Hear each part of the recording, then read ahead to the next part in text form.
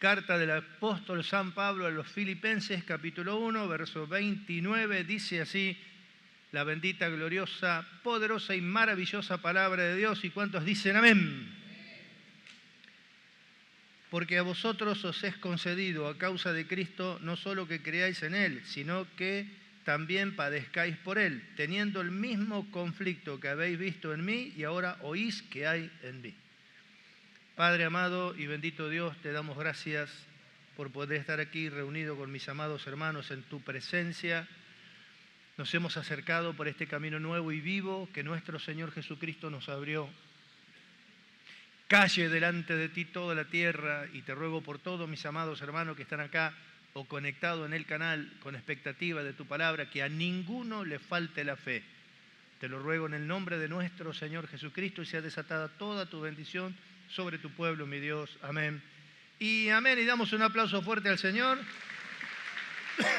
Tomen asiento, mis amados hermanos. Gloria a Dios.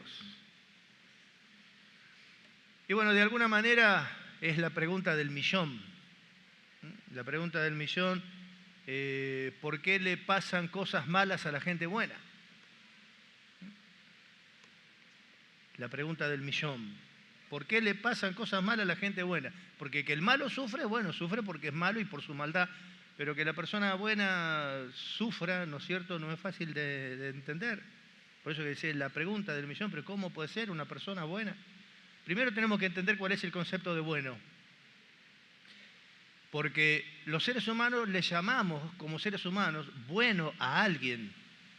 Pero cuando miramos la palabra de Dios acerca de los seres humanos, Romanos 3:23, dice, por cuanto todos pecaron y están destituidos de la gloria de Dios, la pregunta es, ¿quién es bueno? ¿Quién es bueno? A Jesús mismo le dijeron, maestro bueno, y él dijo, no me llames bueno. Bueno, en la amplitud de la palabra bueno, es solamente Dios. Habría que entender primero si existe el bueno.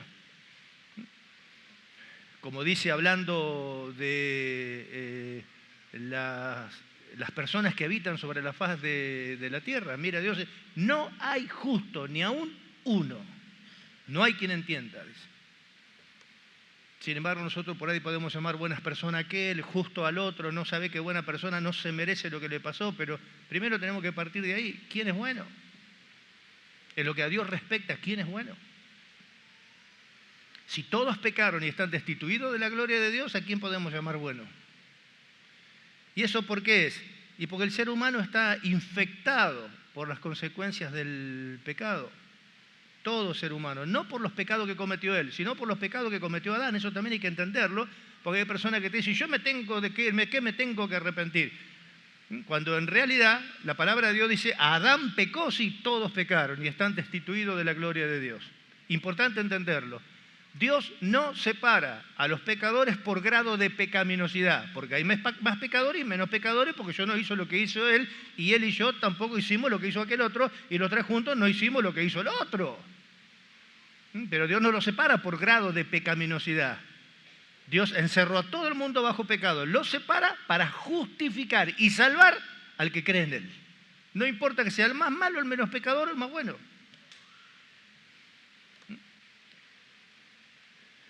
Pero todos los seres humanos están infectados por causa del pecado, experimentando los efectos de su caída en un mundo caído, o podemos decir los efectos de su caída en un mundo caído por causa del hombre. Porque el pecado entró al mundo por un hombre, y por el pecado a la muerte, y la muerte pasó a todos los hombres por cuanto todos pecaron. ¿Y quién es bueno? ¿Quién es bueno? O mejor dicho, nosotros, sabiendo lo que Dios ha hecho en nosotros y viendo que vamos creciendo y que de alguna manera a veces nos mandamos muchas macanas por causa de nuestra naturaleza humana, a pesar de que fuimos justificados por Dios, también estamos sufriendo ciertas consecuencias de las cuales Dios dice que nos libró ya del pecado, del poder del pecado y de la culpa del pecado, pero vemos que se manifiestan cosas en nosotros que son consecuencias de esa caída en un mundo caído por causa del hombre. Y los efectos, ¿no es cierto?, de las consecuencias del pecado, uno de los efectos es el sufrimiento. Cuando el hombre no había pecado, no había peste, no había enfermedades, no había desgracia, no había nada. Todas esas cosas, la muerte entró y con la muerte entraron todas esas cosas. Los efectos más importantes son el sufrimiento, el dolor. El sufrimiento, el dolor sin sentido. Pero mire lo que dice Pedro en su carta. En su primera carta, capítulo 2, verso 20, dice: ¿qué gloria es si pecando sois abofeteados y lo soportás? O sea que el que peca sufre, consecuencia del error que se mandó, y siempre sufrimos por los errores que cometemos. El problema surge en nosotros cuando vemos que nos pasan ciertas cosas cuando pensamos que no hemos hecho nada malo, porque también existe esa posibilidad. Acá es, ¿no es cierto?, pecando, pero por la condición natural del pecador. El pecador no puede hacer otra cosa que pecar. Y pecado no es solamente adulterio, fornicación, droga, sexo, rock and roll. No, el hombre es pecador. Lo que piensa es un error, pecado. Lo que dice es un error, pecado. Lo que hace sin dirección de Dios es pecado. La justicia humana de ayudar a otro para Dios es una injusticia, también es otro error. Pero es de su naturaleza. Por eso sufre el hombre en la tierra. Porque cometió un error garrafal. Cuando Dios le dijo: del árbol de la ciencia del bien y del mal podés comer, pero no comes del árbol de la ciencia del bien y del árbol de la vida podés comer y vas a vivir para siempre. Del árbol de la ciencia del mal no comas. Porque el día que comas del árbol de la ciencia del bien y del mal, te vas a querer independizar de mí y va a ser tu muerte. Así fue. La serpiente con su astucia engañó a Eva y le dijo: no es así. Es que si vos comes del árbol de la ciencia del bien y del mal, sos independiente y vas a ser igual que Dios. ¿Por qué tenés que estar sometido a Dios? Comió, el pecado se metió y se armó el lío. El hombre se independiza de Dios. Dios lo echa al hombre del huerto del Edén, el hombre vive separado de Dios y no tiene sentido su vida, no tiene propósito su vida, no tiene nada, nada. Puede ser dueño de una provincia entera, pero es pobre, ciego, desventurado, miserable y desnudo delante de Dios, no tiene nada, no es nadie y no tiene nada. Gloria a Dios.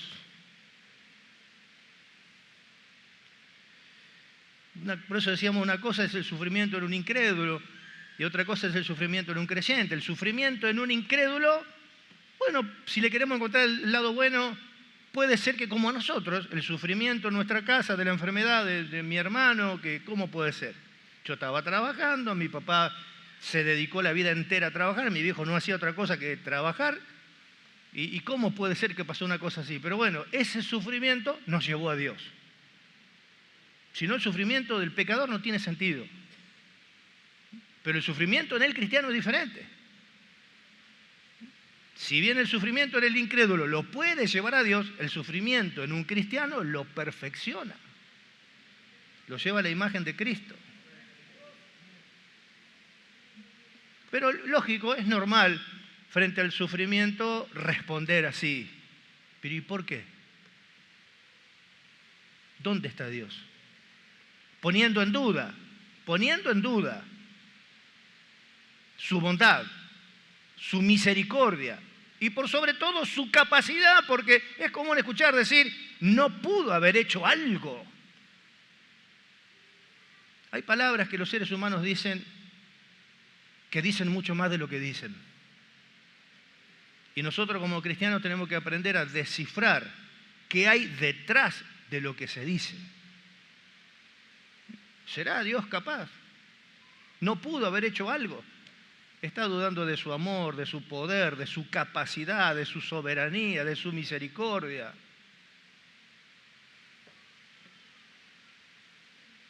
Y el hombre no es responsable, Dios no es responsable de que el hombre se independizó de Dios.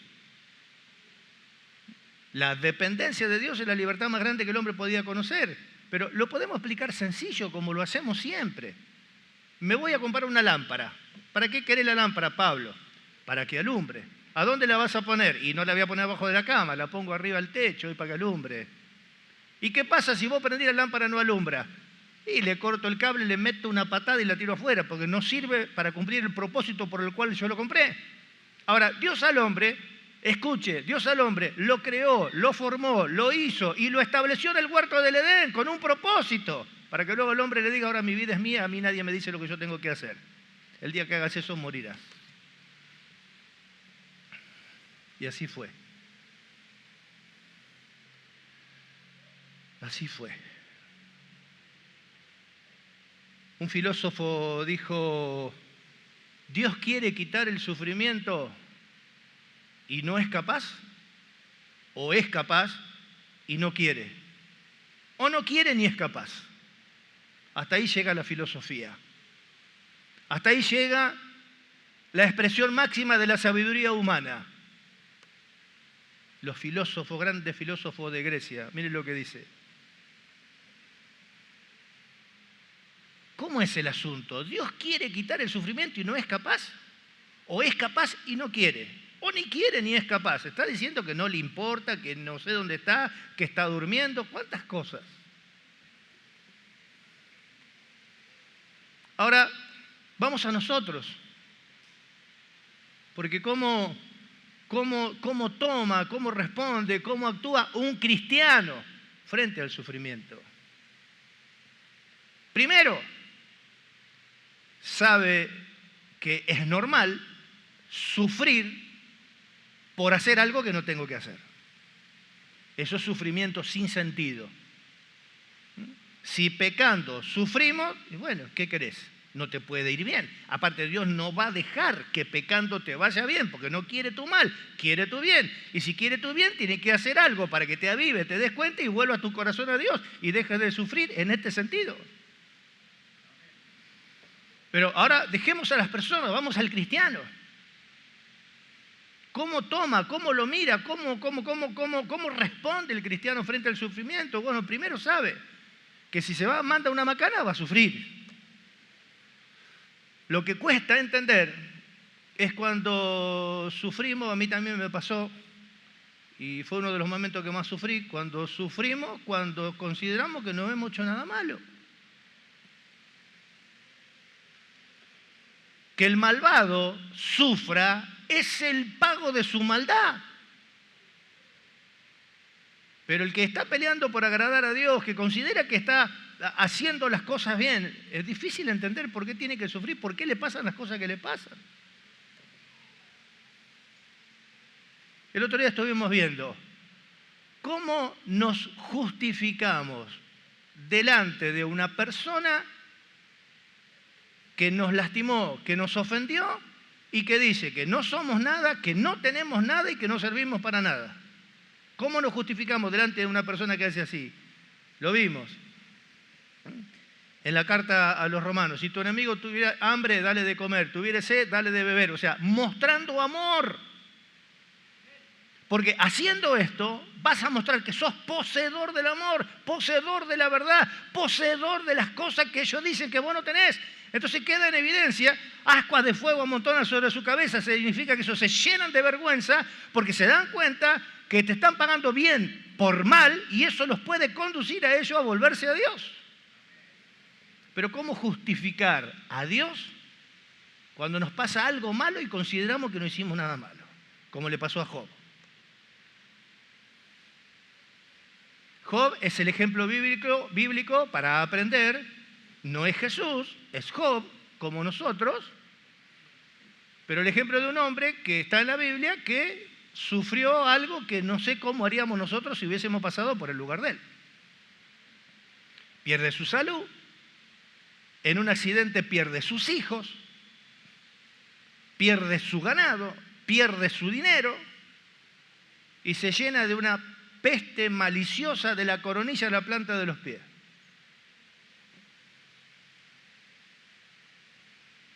Pero él sostiene en su libro que su sufrimiento no es por causa del pecado. Mi sufrimiento no es por causa del pecado.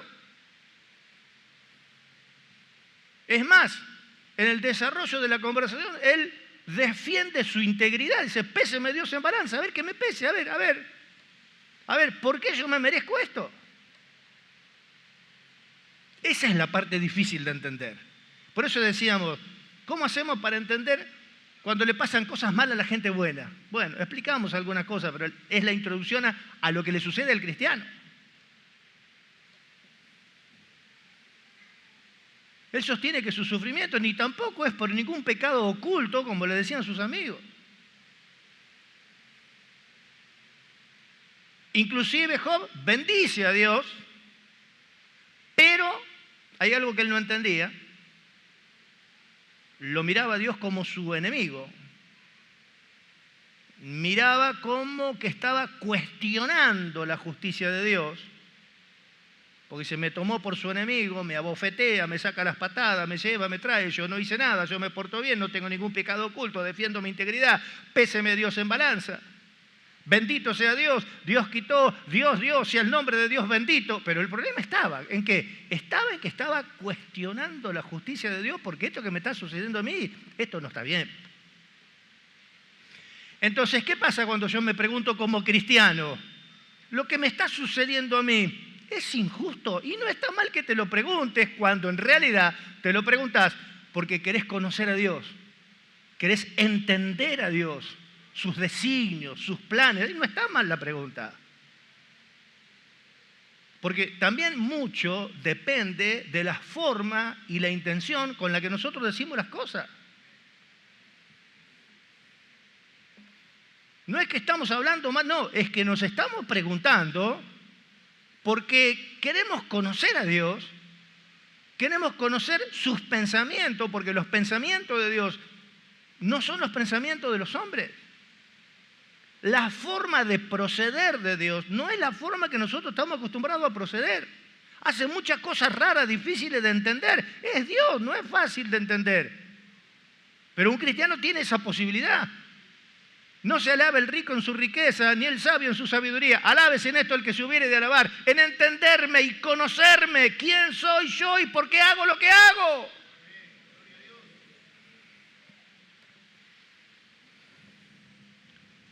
Gloria a Dios. Herodes manda matar a todos los niños menores de 12 años. Lloro en Israel. Nosotros lo leemos, pero metamos en el cuadro.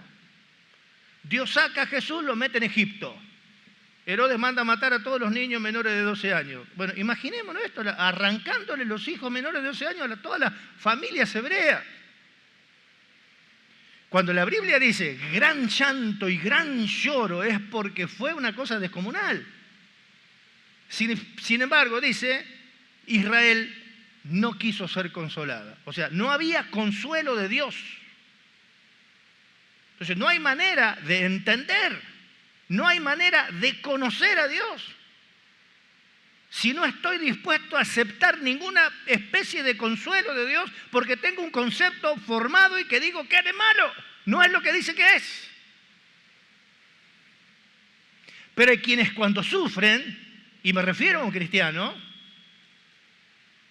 les sirve, los salva el consuelo de Dios. El consuelo de Dios significa que están entendiendo los designios de Dios y qué hay detrás de esto que parece tan injusto. Porque de alguna manera Job se preguntó así, esto que me está pasando a mí, bendito sea Dios, pero este que me está pasando a mí, es justo, pero está hablando de Dios. Si bien él se retiene en la fe 100%, pero hay algo que ahí no está bien. Lo más tremendo es que Dios no le respondió a Job, lo dejó. Pero como Dios sabe hacer las cosas, no le respondió con respuesta, sino que lo llevó a Job del por qué a la confianza. Así se titula el mensaje de este día, del por qué a la confianza. Ahí cambian las cosas. Ahí cambian totalmente las cosas. Cuando permitimos que Dios nos lleve, ¿de dónde está Dios? ¿Por qué? A la confianza, nuestro lenguaje y nuestra relación con Dios cambia de una manera impresionante. Encima el apóstol Pablo lo ve a esto como una bendición. Porque dice, a ustedes no solamente les es concedido que crean, a ustedes les es concedido que crean y les es concedido de parte de Dios que sufran. ¿Y qué mira este que yo no veo? ¿Qué entiende que yo no entiendo? ¿Cómo puede hablar así? Los discípulos predicaban del Señor, no hacían nada malo, querían propagar el Evangelio, le metieron una paliza tremenda, salieron todos contentos de recibir agarrote y palos por causa del nombre de Jesús, gozosos de haber sido tenidos por dignos de sufrir por el nombre del Señor. ¿Qué entendieron? Que nosotros siempre estamos ahí, no podemos tener el mismo lenguaje. ¿Y cómo puede ser? ¿Y por qué? ¿Y para qué voy a la iglesia? Ya cuando uno dice, ¿para qué voy a ir a la iglesia? Está diciendo mucho. No son solamente esas palabras. Hay mucho más detrás de esas pocas palabras. Gloria a Dios. Se ve que sabían lo que nosotros, por un lado, ignoramos y por otro lado, no sabemos apreciar, porque ¿quién va a apreciar que está sufriendo y no hizo nada malo? Solamente el que entiende, el que conoce a Dios y entiende los designios de Dios.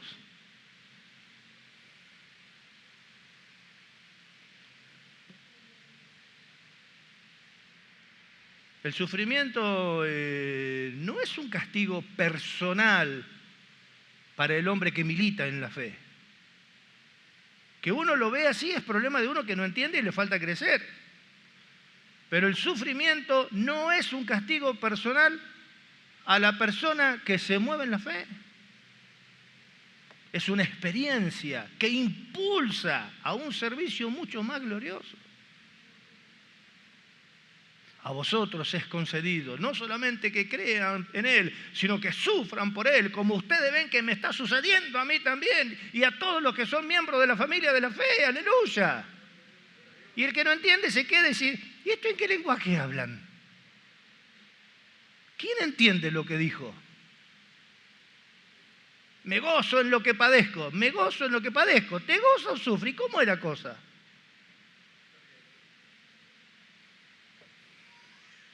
Nos gozamos en los sufrimientos. Pero está loco este.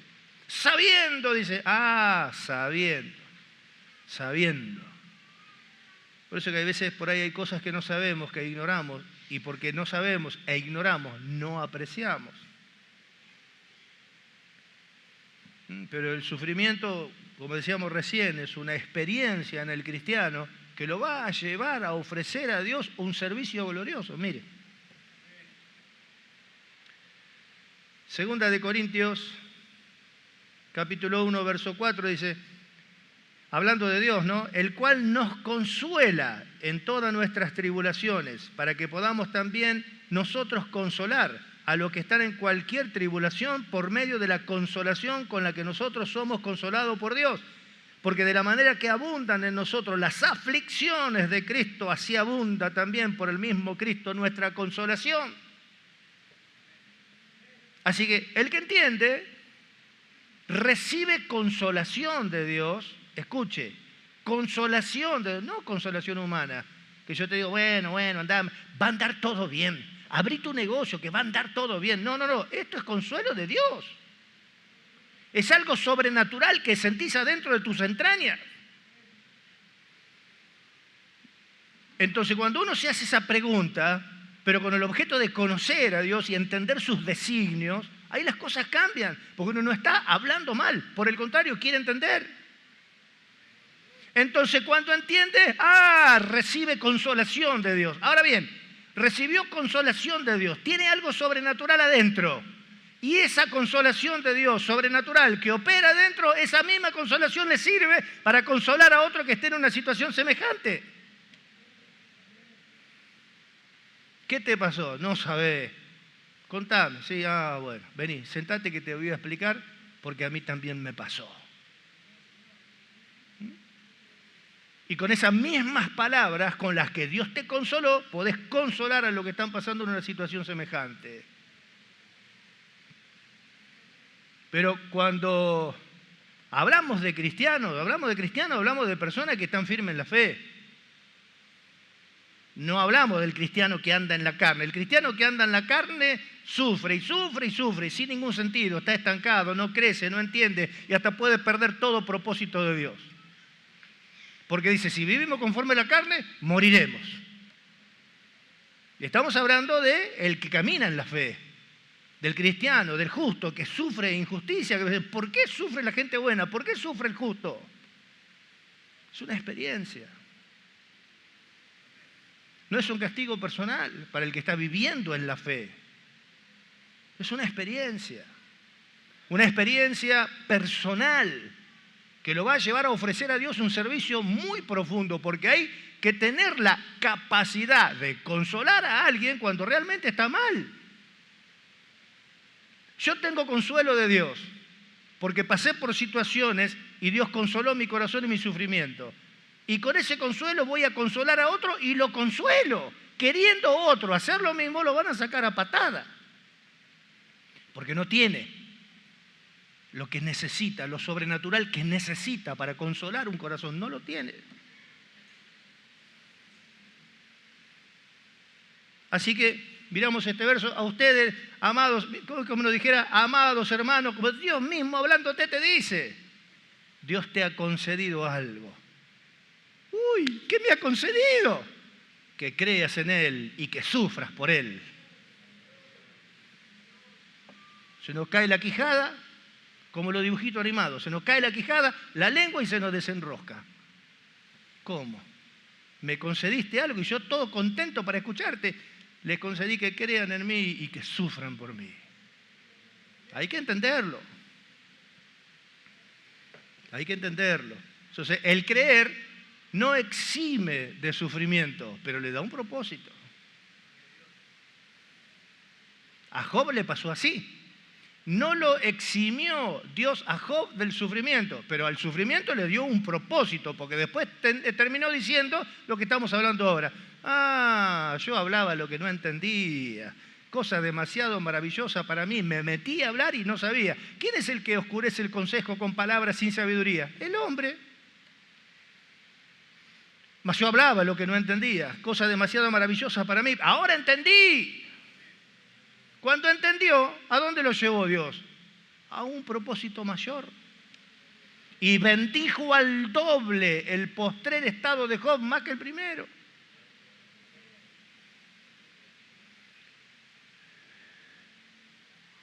El creer no te exime de sufrimiento, pero tiene propósito. Tiene propósito como formar el carácter de Cristo en nosotros, desarrollar la paciencia, llevándonos a la perfección, aprender a depender de Dios, a confiar en Dios, aún en las situaciones más difíciles. Y sabiendo que el propósito de este sufrimiento que forma el carácter, desarrolla la paciencia, nos lleva a la perfección, tiene fecha de vencimiento. Porque en Job tuvo fecha de vencimiento. La Escritura dice, quitó Dios la aflicción de Job. Listo, se venció. Pero quedó el propósito eterno en el corazón de él. Vivió Job, vio hasta la 4ª generación, tuvo hijos e hijas, murió viejo, lleno de años. Tuvo fecha de vencimiento, como este mundo. Este mundo tiene fecha de vencimiento. Y los sufrimientos de este mundo tienen fecha de vencimiento. Bienaventurados los que por el sufrimiento hoy entran al propósito eterno de Dios que no tiene vencimiento. Gloria a Dios. Estamos diciendo lo que produce, ¿no es cierto?, el sufrimiento. También es un tremendo purificador de nuestra fe, como si fuera el oro. El oro se purifica con oro, así dice Pedro. Así dice Pedro en su primera carta, capítulo 1, verso 7. Para que sometida a prueba vuestra fe, mucho más preciosa que el oro, aunque perecedero, pero se prueba con fuego, vuestra fe sea hallada en gloria, honra y alabanza cuando sea manifestado Jesucristo.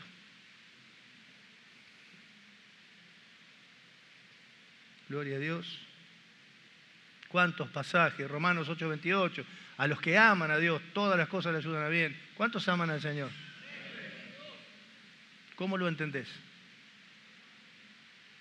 A los que aman a Dios, todas las cosas le ayudan a bien. Esto es a los que conforme a su propósito son llamados.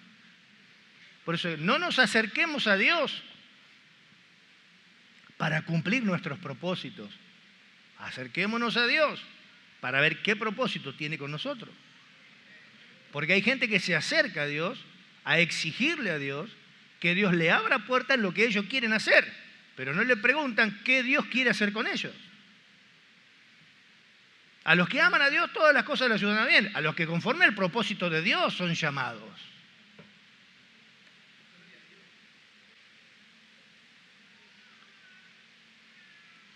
Job defiende su integridad, aún hay que tener agallas para decir, bueno, péseme Dios en balanza. Y sabía lo que decía. Que me pese Dios en balanza de justicia y va a ver mi integridad. Es que era íntegro. Era íntegro. ¿De qué tiene que arrepentirse? A ver, Job, ¿de qué me tengo que arrepentir?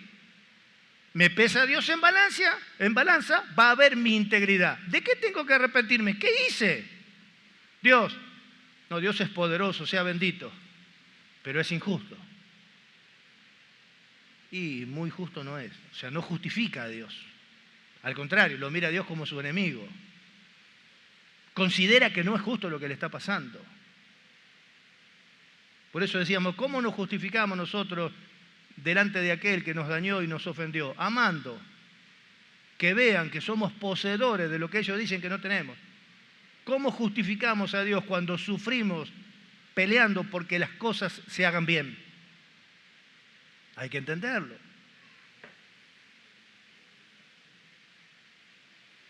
Él está firme en la fe ininterrumpida para con Dios, pero hay cosas que no entiende.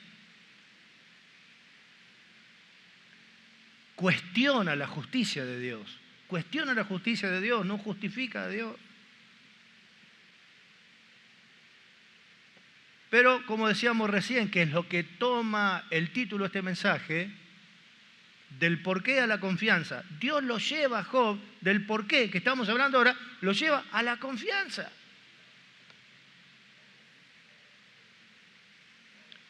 Porque dice, Job 42, 2 dice, yo conozco que todo lo puedes y que no hay pensamiento que se esconda de ti. ¿Quién es el que oscurece el consejo sin entendimiento? Él, Job. Por eso de luego dice, por tanto yo hablaba lo que no entendía, cosas demasiado maravillosas para mí que yo no comprendía. Oye, te ruego y hablaré, te preguntaré y tú me enseñarás. De a oídas te había oído, mas ahora mis ojos te ven. Por tanto, dice, me aborrezco y me arrepiento. Pero, ¿cómo? Me aborrezco y me arrepiento. Pues ¿no era que no tenías nada de qué arrepentirte?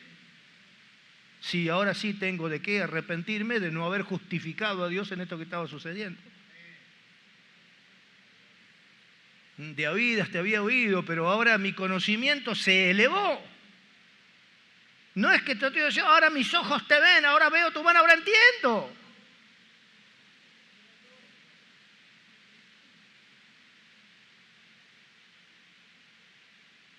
Estaban condenados los amigos de Job, pero Job oró por los que lo afligieron. Y esto movió al Señor. Dice el verso 10, quitó Dios la aflicción de Job cuando hubo orado por los que lo afligieron. Fíjate vos. ¿Por qué la quitó? Porque ya la aflicción cumplió su propósito. Ahora, ¿por qué no entrar en esta dimensión de perseverar, viviendo en la fe, de perseverar, agradando a Dios, viviendo en la fe, oyendo su palabra, actuando por lo que creemos en contra de lo que sentimos y empezar a tener este verdadero sufrimiento que aparentemente no tiene sentido, pero que nos lleva a un nivel de espiritualidad superior y nos encamina hacia lo eterno? ¿Cuándo vamos a terminar de sufrir por hacer macana? ¿Pero y qué te pasó? No, y bueno, y me la mandé. Y sí, lógico, pero esto es otra cosa.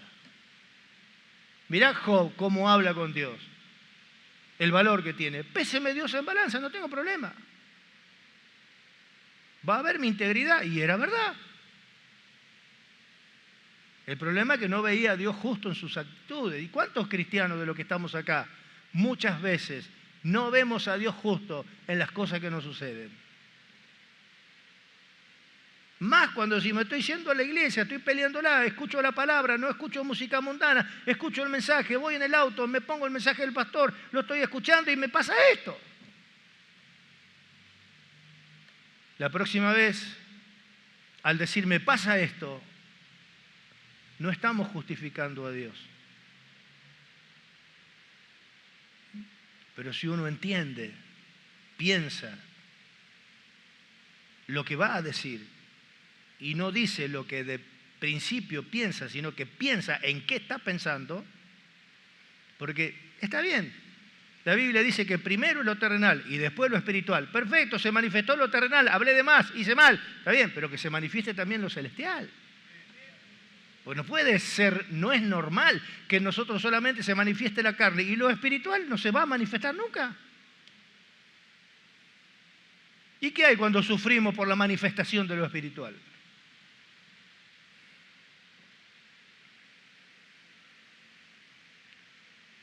Gloria a Dios. Hay cosas malas que le pasan a la gente buena, pero hay cosas peores que le pasaron a la mejor persona, y me estoy refiriendo a nuestro Señor y Salvador Jesucristo en los días de su carne. Sí que hay cosas malas que le pasan a la gente buena, pero hay cosas peores que le pasaron a alguien que jamás hubo engaño en su boca, jamás engañó ni mintió a nadie, nunca, jamás. Lo único que hizo es andar haciendo bienes, salvando, sanando, resucitando muertos.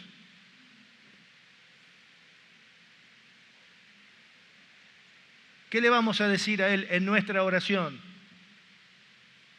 Si Él sufrió las peores cosas siendo la mejor persona. Y Cristo en los días de su carne, ofreciendo ruego y súplica, con gran clamor y lágrima, el que le podía librar de la muerte, fue oído a causa de su temor reverente. Y aunque era hijo, por lo que sufrió, aprendió la obediencia. Y habiendo sido perfeccionado, vino a ser autor de eterna salvación para todos los que le obedecen, y fue declarado sumo sacerdote por Dios según el orden de Melquisedec. Ahí tenemos el propósito del sufrimiento, a dónde lo llevó, al mejor hombre que le pasaron las peores cosas. ¿Qué piensa usted ahora? Si usted me dice, ya no pienso lo que pensaba cuando llegué al culto, qué bueno. Qué bueno, qué bueno. Entonces valió la pena lo que hablamos y sacaron provecho. Entonces nos va a llevar el Señor del por qué a la confianza. Tranquilo, tranquilo. Es para que aprendamos a confiar en Dios. Eso también dice mucho. Pero, amados hermanos, la noche está muy avanzada. Está muy avanzada. Y me parece que estamos pasando las últimas horas de trabajo. Tengamos la experiencia de sufrir como justos y dejar de sufrir por carnales. ¿Amén? El consejo de Dios, si quiere lo toma, si no lo deja. Nos ponemos de pie. Gloria a Dios.